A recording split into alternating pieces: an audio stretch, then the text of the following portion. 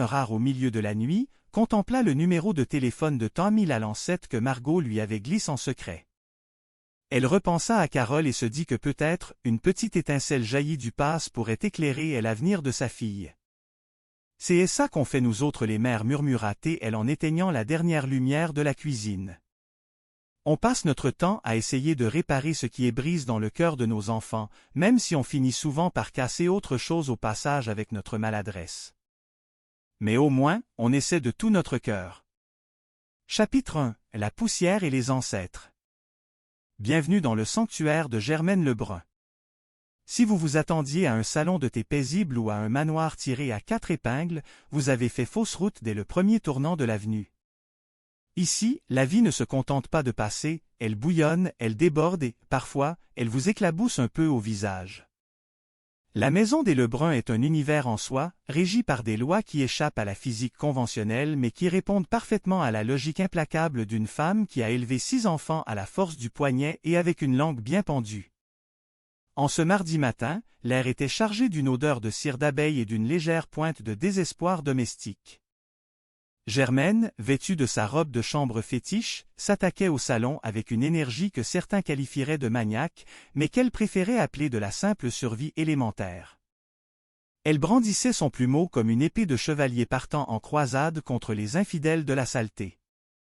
C'est alors qu'une voix, ou plutôt un gémissement ancestral, s'éleva du fauteuil au fond de la pièce. C'était grand-papa. À 92 ans, l'homme semblait faire partie intégrante du mobilier, une sorte de relique vivante qui, de temps à encore, émettait des plaintes sur le fonctionnement du monde ou de son propre métabolisme. « Qu'est-ce qu'il y a, grand-papa » demanda Germaine sans ralentir la cadence de son plumeau. « Ça fait 3 jours que je ne dors pas, Germaine » grommela le vieil homme d'une voix qui ressemblait au craquement d'une vieille porte en chêne. « 3 jours » répliqua-t-elle avec une moue ironique. « C'est sans doute parce que tu as peur de manquer le début de la fin. Allons, je faisais juste un petit peu de ménage, là. J'étais justement à ce point de prendre une petite pause, tu sais. » Elle s'arrêta un instant, observant un grain de poussière qui osait encore flottant dans un rayon de soleil. Germaine aimait dire qu'elle faisait le ménage comme si c'était une mission divine, ou peut-être un trouble obsessionnel compulsif mal diagnostiqué. Elle s'adressa à elle-même, ou peut-être au public invisible qu'elle semblait toujours avoir en tête. « Bonne tailleule, je suis bien sale » murmura-t-elle en s'inspectant. « Il faudrait que je me nourrisse. »« Hey, prends ça, je suis bien sale. » Soudain, un souvenir lui traversa l'esprit comme un éclair. Elle se tourna vers la porte de la cave, restée crosse. « Ça fait que j'ai oublié d'ouvrir la cave pour lui » se dit-elle avec une pointe de culpabilité vite balayée par l'agacement. La cohabitation avec grand-papa n'était pas un long fleuve tranquille. C'était plutôt une série de rapides dangereux avec quelques chutes d'eau imprévues. Germaine se souvenait d'avoir élevé 6 enfants toute seule, une prouesse qui aurait dû lui valoir une médaille olympique de la patience, mais aucun d'entre eux ne lui avait donné autant de fil à tordre que cet ancêtre têtu. « Ferme-toi, moi » s'auto-rémonstrait-elle. « J'ai élevé 6 enfants tout seul, mais on n'a pas un mordu qui m'a donné autant de troubles que toi. » Elle reprit sa bataille contre la poussière, ses pensées dérivant vers une visite récente. Monsieur Curie-Saint-Pierre était passé l'autre jour. C'était un homme qui aimait observer, un inspecteur autoproclamé de la vertu et de l'ordre public. Il avait regardé la maison avec ce petit air supérieur qui agaçait Germaine au plus haut point. Il m'a dit, « Madame Lebrun, vous et le bon Dieu, vous tenez une morte d'une belle-mêle » raconta-t-elle en imitant la voix mielleuse de l'homme. « Ah, j'ai dit, merci beaucoup, Monsieur Curie, merci beaucoup. » Mais dans le secret de son cœur, Germaine avait une autre réponse, une de ces répliques qui restent bloquées derrière les dents pour éviter les incidents diplomatiques.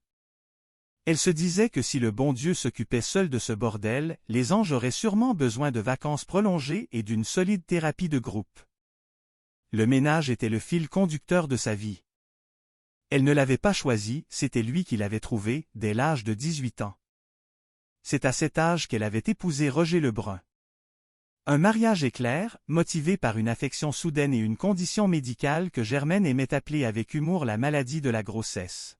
« Je me suis mariée à cause d'une maladie qui s'appelle la grossesse » expliqua-t-elle à la poussière. Le lendemain, Bean, t'as su le ménage. Le cycle était immuable.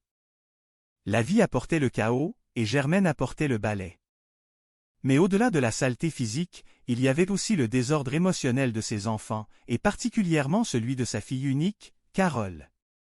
La porte d'entrée s'ouvrit, laissant entrer une bouffée d'air frais et la silhouette de Carole. La jeune femme semblait porter sur ses épaules toute la fatigue du monde moderne, un contraste frappant avec l'énergie volcanique de sa mère. « Allô, maman » lança Carole. « Allô, ma belle » répondit Germaine en jetant un coup d'œil vers le fauteuil. « Grand-papa a l'air tout calme, tu trouves pas? »« Bin oui, hein » s'étonna Carole. « Je sais pas pourquoi. » Germaine haussa les épaules. Peut-être qu'il économisait ses forces pour sa prochaine crise de 4 heures. Mais elle avait des préoccupations plus immédiates. Elle avait remarqué que sa fille s'était pomponnée plus que d'habitude. « Et, grosse date à ce soir, toi » lança-t-elle avec un clin d'œil malicieux. « C'est pas une date, maman » soupira Carole. « C'est juste un petit verre tranquille. » Un petit verre tranquille, répéta Germaine avec un rire incrédule. Ça, c'est ce que tous les hommes disent. Les autres, ils pensent que la vodka est un lubrifiant pour faire tomber les petites culottes plus vite. Maman, s'il te plaît, s'offusqua Carole, bien que le sourire qui étirait ses lèvres trahisse un certain amusement. Tu peux bien rire, insista Germaine, mais tu vas finir par me le dire. Une seconde, tu es en train de siroter un pina colada, et la seconde d'après, tu as les 2 pieds jetés dans les étriers, et il y a le docteur qui crie, ne poussez pas vers vous le 10. J'ai compris, maman, j'ai compris, coupa Carole pour arrêter le flot d'images gynécologiques. T'es bien mieux. Germaine soupira, un mélange de tendresse et d'inquiétude masqué par sa rudesse habituelle. Elle proposa un café, mais Carole était déjà pressée. La jeunesse était toujours pressée de courir vers des déceptions ou des miracles, alors que Germaine, elle, préférait rester là, à polir son royaume de bois et de souvenirs. « T'as déjà peur que ça, il va arriver en retard, lui aussi » murmura Germaine alors que la porte se refermait derrière sa fille. « Et après ça, il va venir trop vite. » Tu parles de ne pas avoir peur, là. Elle se retrouva seule avec grand-papa et ses pensées. Elle n'était pas qu'une ménagère, elle le savait. Elle tenait un kiosque au marché, vendant des fruits et des légumes avec une autorité qui faisait trembler les clients les plus indécis. Elle se considérait comme une femme d'affaires, une guerrière du quotidien qui ne laissait personne taponner sa marchandise sans raison valable. L'autre jour, une cliente avait un peu trop tâté ses bananes. Germaine n'avait pas hésité. « Ça, madame, c'est une banane, pas une bisoune » lui avait-elle lancé. Elle ne viendra pas plus grosse parce que vous la tentez. C'était ça, la vie de Madame Lebrun. Une lutte constante pour l'ordre, pour la dignité et pour s'assurer que ses enfants ne se perdent pas trop dans les méandres de l'existence. Et au milieu de tout cela, il y avait Bruno, son fils, qui semblait toujours être sur le point de s'effondrer ou de faire une bêtise. Mais chaque chose en son temps. Pour l'instant, il restait encore un coin du buffet à dépoussiérer, et grand-papa n'avait pas encore réclamé son bouillon. La journée ne faisait que commencer chez les Lebrun, et comme d'habitude, elle promettait d'être tout sauf tranquille. Chapitre 2 – Entre bananes et cœurs brisés. Le marché de quartier était le 2e royaume de Germaine Lebrun. Si sa maison était son château, son kiosque de fruits et légumes était son champ de bataille. Là, elle régnait sur une pyramide de pommes, des régimes de bananes et des cajots de tomates avec la poigne d'un général romain. Pour Germaine, vendre des carottes n'était pas un simple commerce, c'était une performance théâtrale où chaque client était soit un allié, soit une cible. Elle aimait l'effervescence du matin, le bruit des camions de livraison et les commérages qui circulaient plus vite que les billets de banque. Elle se considérait comme une femme d'affaires accomplie. Après tout, gérer un inventaire de denrées périssables tout en surveillant les mœurs de la paroisse demandait des compétences intellectuelles que bien des ministres pourraient lui envier. Ce matin-là, alors qu'elle ajustait un panneau indiquant la promotion de la semaine, une silhouette familière s'approcha. C'était Bruno, son fils, son trésor, celui qui semblait porter la mélancolie comme un accessoire de mode permanent. Il avait l'air d'un chien battu qui aurait perdu son os et l'adresse de sa niche. Allô, mon trésor, lança Germaine avec une affection débordante. Salut, maman, répondit Bruno d'une voix traînante. C'est quoi la promotion cette semaine? Des burgers, annonça-t-elle avec fierté. Je leur donne bien, hein. Regarde, Bruno, regarde. Boum, boum, boum, boum. Elle fit mine de manipuler des galettes de viande imaginaire avec une dextérité surprenante. Mais Bruno ne souriait pas. Ses yeux restaient fixés sur ses chaussures, comme s'il espérait y trouver les réponses aux grands mystères de l'univers, ou au moins le numéro de téléphone d'une nouvelle copine. « Bon, qu'est-ce qu'il y a, là, mon trésor » demanda Germaine en s'arrêtant net. « Pourquoi il est triste, mon grand? Est-ce que Winnie a besoin de sa maman?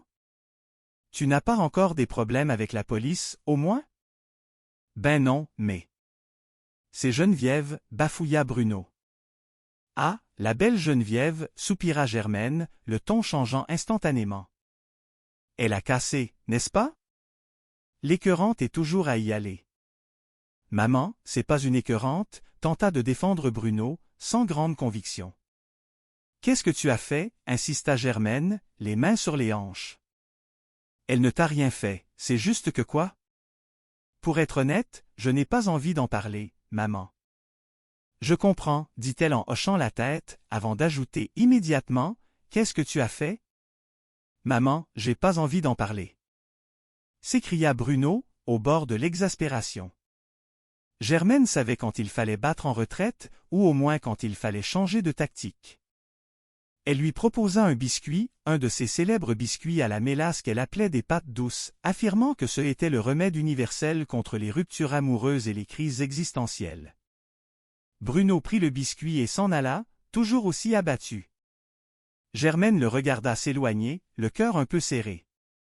Elle savait que son fils était un grand sensible, un trait de caractère qu'il ne tenait certainement pas d'elle, mais peut-être de son défunt père qui pouvait pleurer devant une publicité pour de la nourriture pour chat. Plus tard dans la soirée, le calme était revenu dans la maison, ou du moins un calme relatif. Carole était rentrée de son fameux verre tranquille, l'air aussi fatigué qu'au départ.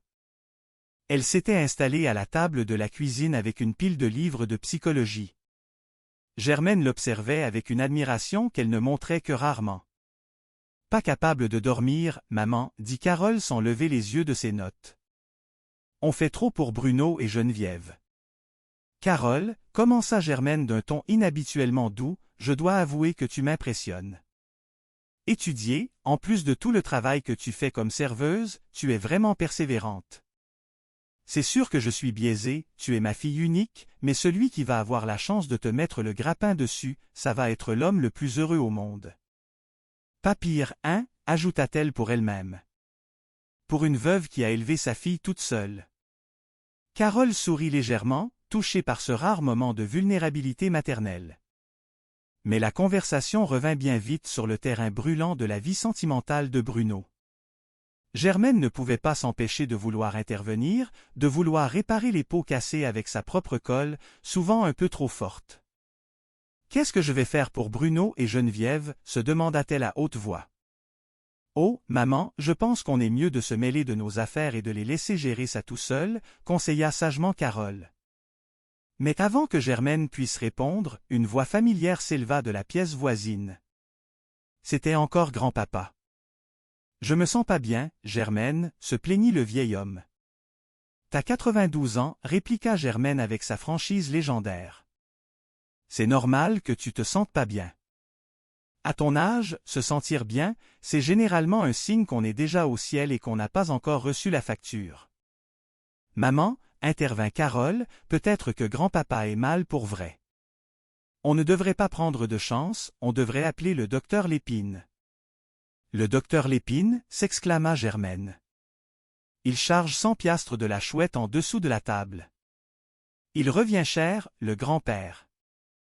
Heureusement qu'il est assuré pour ses funérailles, au moins on ne perdra pas d'argent sur le long terme. »« Maman » cria Carole, choquée par l'humour noir de sa mère. « D'accord, je vais l'appeler, ton docteur, céda Germaine. Tout ça, c'est à cause de sa maudite perruche. »« Sa perruche » demanda Carole, confuse. Oui, il l'a trouvée morte ce matin. C'est ça, il doit être triste. Qu'est-ce que tu veux? Avec sa perruche morte, il est sûr qu'il n'est pas chez les Alice. Avec un peu de chance, il va la rejoindre bientôt. Elle se dirigea vers le téléphone, marmonnant des calculs sur le coût des soins médicaux versus le prix d'un cercueil en pin. Chez les Lebrun, même la maladie était une affaire de comptabilité et de sarcasme, mais au fond de ses yeux, Germaine cachait une inquiétude qu'aucun plumeau ne pourrait jamais effacer.